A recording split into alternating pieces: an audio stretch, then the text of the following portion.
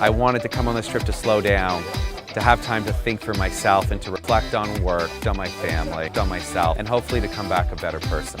Having been to Israel before, really excited to explore and see and feel that connection. Being in Israel for me is about coming home.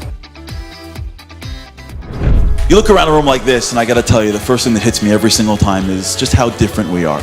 There are a lot of Israel trips. This isn't one of them. This is a me and you trip.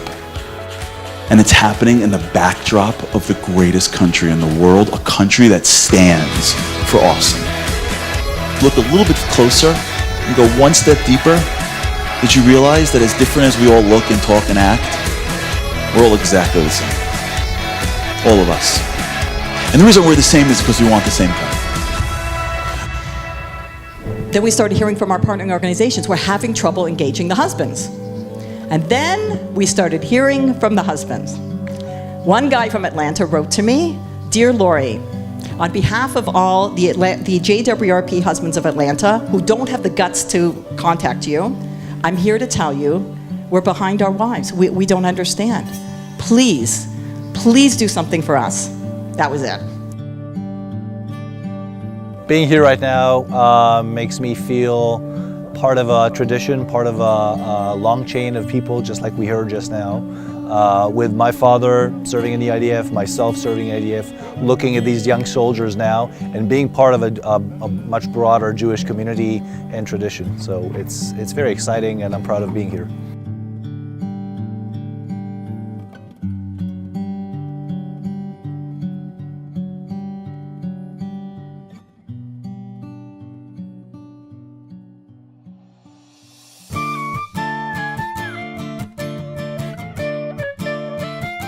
Arguably the holiest city in the world, but for Jerusalem.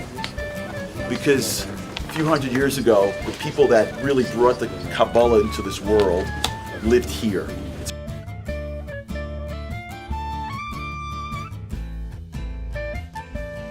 Wash away the past, to become renewed, to leave something behind. And I know that it's an opportunity that I've been looking for. I realize that I need to be a lot more present in my life, a lot more present in my relationship with my wife, a lot more present in my relationship with my kids. The mikveh is very strange thing for me. It's a different world, an intimate space. I feel like a new child inside. For those who are experiencing this for the first time, you will never get a first time to see the wall. This is a big moment. This is a walk that your grandparents and my grandparents would have died for.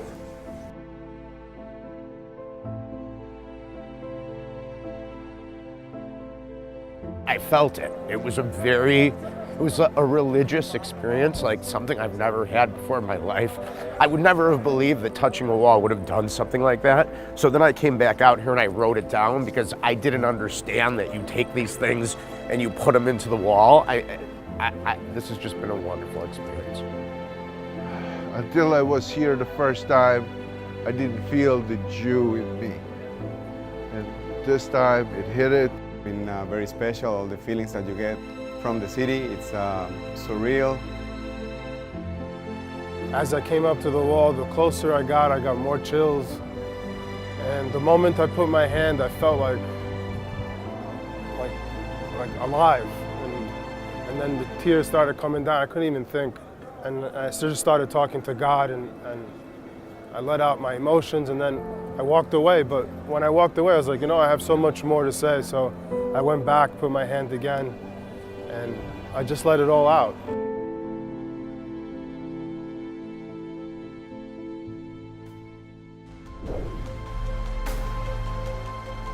Say this has been a trip of a lifetime. When can you possibly go to a mikvah on one day, go to the hotel another, and then climb Masada, and then have your bar mitzvah here on top of Masada? It's been an incredible experience. So it's meant a lot to me.